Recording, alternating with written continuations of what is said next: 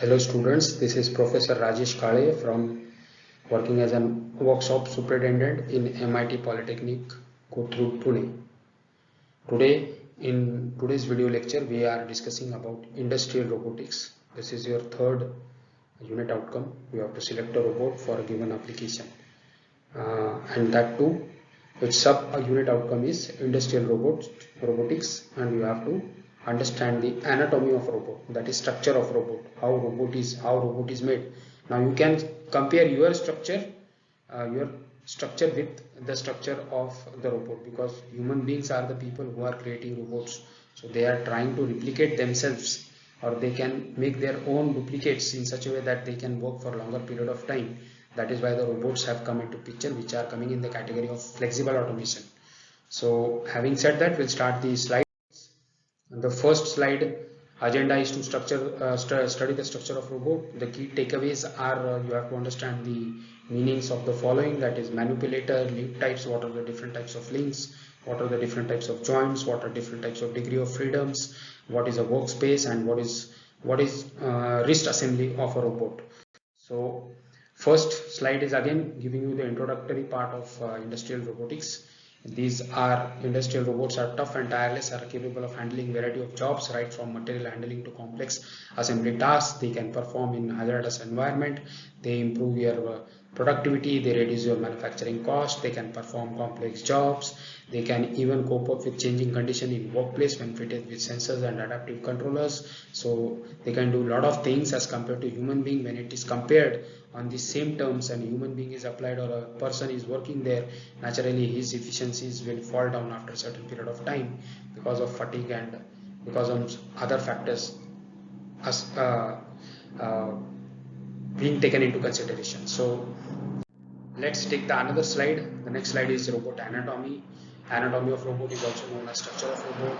As far as Robotics Industry Association is considered association body, has officially given the definition of industrial robots as a general purpose programmable machines possessing certain anthropomorphic characteristics. Now, importance of robotics are there. Robot can constitute a substitute for humans in hazardous work environment.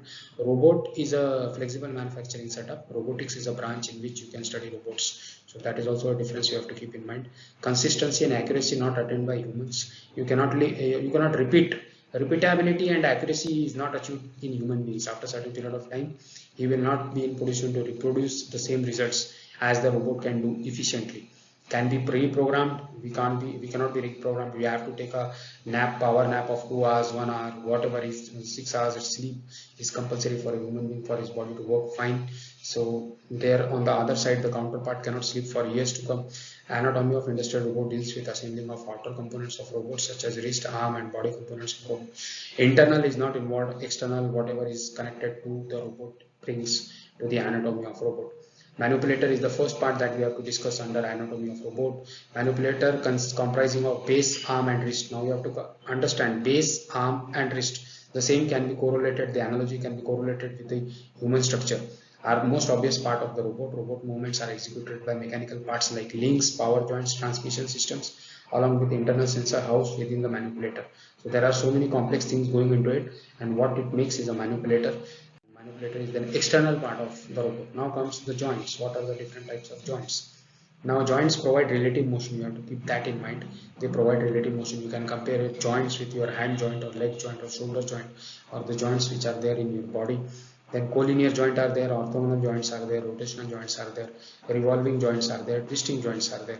So these are different types of joint depending on the operation and depending on the work envelope of a robot, where you have to install that flexible machine system or manufacturing system. The type of joints can be selected either singly or in combination.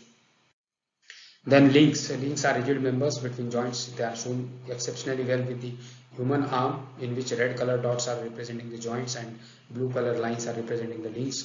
The same when replicated for a robot, the structure or the diagram is depicted on the other side. The base is there, the links and joints are there, which is forming the most important part of the manipulator. End of arm is the area where the wrist assembly will come in, be fitted. Then you have a degree of freedom. So there are two main types of degree of freedoms are there. One is linear, the other one is rotary. Linear has 6 degree of freedom, Rotary also has 6 degree of freedom. Total 12 degree of freedoms are there. Linear, you have 2 positions in positive direction, negative direction. Also in rotation you have 2 directions, either clockwise or anti-clockwise. So when you add up all this degree of freedom, it comes out to be 12, and then you can see how the degree of freedoms are associated with robot. Now this robot is a typical example when it is shifted to industry, depending on their environment, their working conditions, what kind of setup they are into. Are they fixed programmable automation, fixed automation, soft automation, hard automation, or flexible manufacturing cell, what kind of system they have installed. According to that, you will be using the robot, and for that you will be selecting the respective degree of freedom in such a way that he will be giving you the maximum what is expected from his side. Then you have a robot manipulator, body and arm. Body and arm plays a very important role because body is the base structure and arm is the rotational portion along a spindle axis or vertical axis. Now when the arm is reach, it is also called as reach. If you open your arm to one side completely, that becomes the reach of your either right hand or left hand. The same way robot also has a reach. So when you rotate this reach around the base on the spindle axis, at that time the envelope that is formed is called as work envelope of that particular robot. It may be less in size or more in size depending on what is the reach of that robot and what is the elevation of the robot. Elevation is nothing but the vertical travel movement of the arm along an axis. So it has been depicted in both the ways. You have isometric view also, and you have what we call the 2D view also, in which you can just go through it and understand what is the difference between the two. Otherwise, the links have been shared below in footnote. You can search the links. You can directly click, you copy that link on Google page and see yourself what that video is trying to explain you. And then there comes the most important part, the wrist assembly. Now this wrist assembly can also be understood with your own wrist that you have.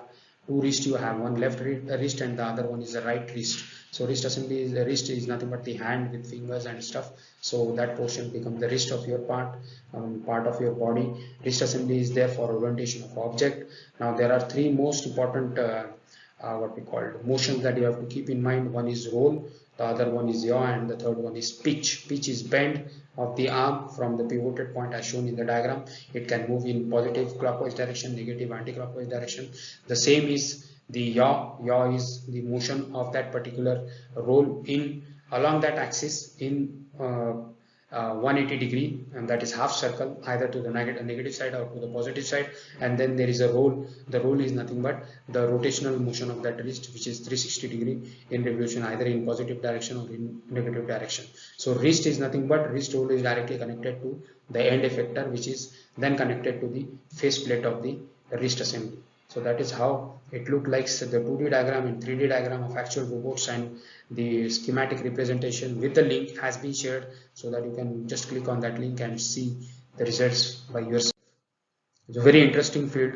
If you have interest in doing something unique, this is the one area where you can shine by yourself. The end effector is there in robotics. End effector in robotics and is the device that is fitted at the end of the robotic arm, designed to interact with the environment.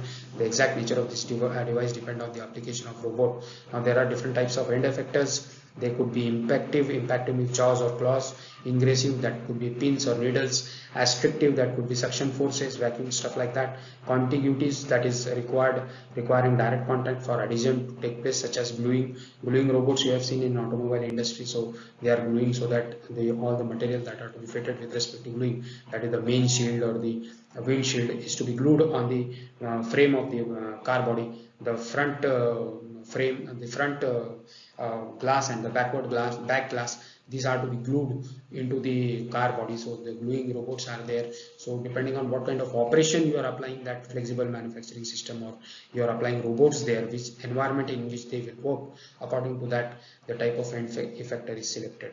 They are almost covering all industries which are existing in the world today, so there is no need of special type of end effector to be created. But yeah, if you require it, you can go through R&D and develop your own end effector which can combine different operations and do different jobs simultaneously. And that is it. Thank you from my side once again for patience listening, and do take care of your health and your family members, and stay healthy and happy.